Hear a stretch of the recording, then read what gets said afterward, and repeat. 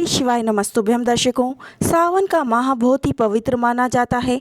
इस साल सावन का माह 14 जुलाई से शुरू होकर 12 अगस्त तक चलेगा। सावन के महीने में भोलेनाथ की विशेष करके पूजा की जाती है और भगवान भोलेनाथ को ही समर्पित होता है यह माह। ऐसा कहते ही इस महीने शिव जी पर पूजा करने से जीवन भर हर बाधा से दूर रहते हैं और सावन के महीने में कुछ गलतियां भी नहीं करनी चाहिए, कुछ गलतियों से बचना चाहिए। आइए जान लेते हैं भगवान शिव के पवित्र मास के बारे में और इस माह में क्या करना चाहिए, क्या नहीं करना चाहिए, जिससे कि आपको पुण्य फल की प्राप्ति पूर्ण रूप से प्राप्त हो। अगर आप भोलेनाथ की पूरी श्रद्धा निष्ठा से पूजा अर्चना करते हैं और आप व्रत का पालन करते हैं, चाहे तो आप पूरे श्रावण मास में व्रत रख सकते हैं या फिर आप प्रत्येक सोमवार या मंगलवार के दिन भी व्रत रख सकते हैं, क्योंकि मंगलवार मंगला गौरी का व्रत किया जाता है और सोमवार भोलेनाथ का व्रत किया जाता है। एक समय भोजन करके भी आप व्रत को पूर्ण कर सकते हैं, इसका पूर्ण फल आपको प्राप्त होगा। यदि आप व्रत भी नहीं कर सकते तो पूरे श्रावण मास में प्रतिदिन भोलेनाथ पर 1 लोटा जल समर्पित करें, साथ ही अक्षत के कुछ दाने समर्पित करें, बेलपत्र समर्पित करें और शमी पत्र समर्पित करें। भोलेनाथ पर आप पूरी निष्ठा श्रद्धा से अगर 1 लोटा जल भी समर्पित करते हैं तो भगवान शीघ्र ही आपकी मनवांछित इच्छा तो पूरी करते ही हैं, आपके घर में खुशियों से भर देते हैं, आपके दुखों को दूर कर देते हैं।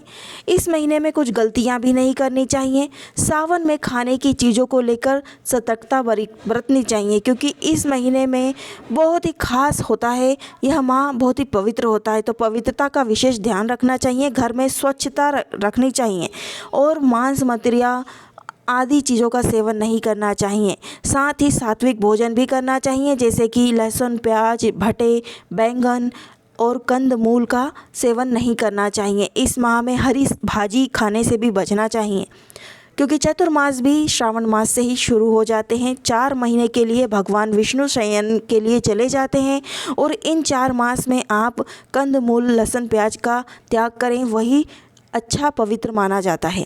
श्रावण मास में बैंगन खाने का परहेज जरूर करना चाहिए। बैंगन एक अशुभ सब्जी के रूप में माना गया है, यही कारण है कि लोग द्वादशी और चतुर्दशी के दिन बैंगन नहीं खाते हैं।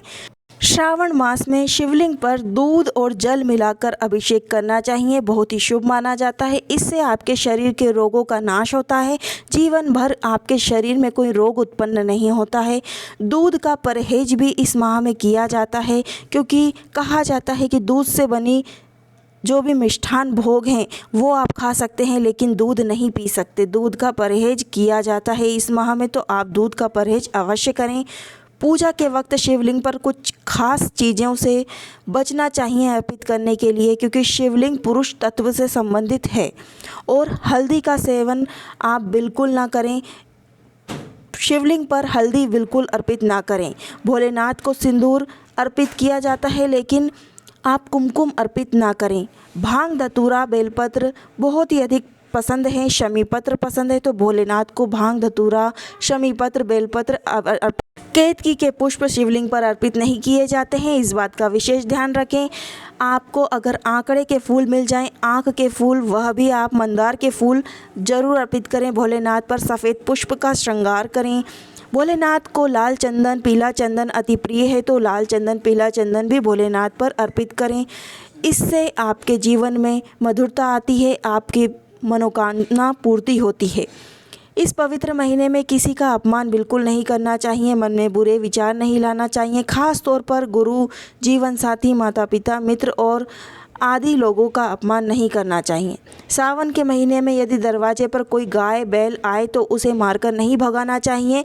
ऐसे पशुओं को खाने के लिए कुछ दाना पानी देना चाहिए। साथ ही आप बैल को मारना नहीं चाहिए, क्योंकि बैल नंदी का स्वरूप होता है और नंदी भगवान की सवारी है शिव जी की, तो उसका बिल्कुल अपमान ना करें।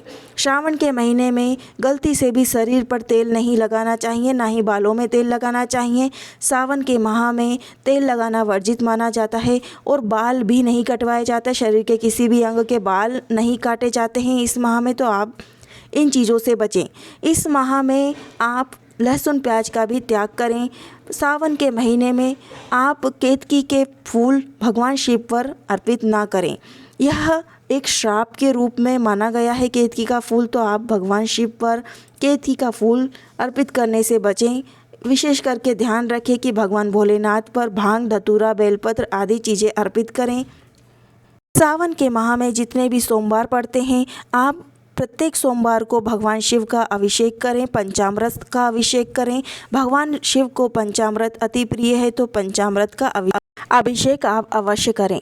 श्रावण के माह में दूध की निर्मित वस्तुओं का सेवन बहुत ही कम करें, दूध अधिकतर आप त्याग करें। बाकी आप दही और दूध से निर्मित वस्तुओं का सेवन कर सकते हैं, जैसे कि मिष्ठान भोग आप अर्पित कर सकते हैं, भगवान को दूध अर्पित कर सकते हैं, लेकिन सेवन नहीं कर सकते। इस बात का विशेष ध्यान रखें। और भी कई उपाय हैं जो सावन के माह में किए जाते हैं, आपको एक एक करके हमारे चैनल के द्वारा मिलते चले जाएंगे। आप हमारे चैनल पर बने रहिएगा।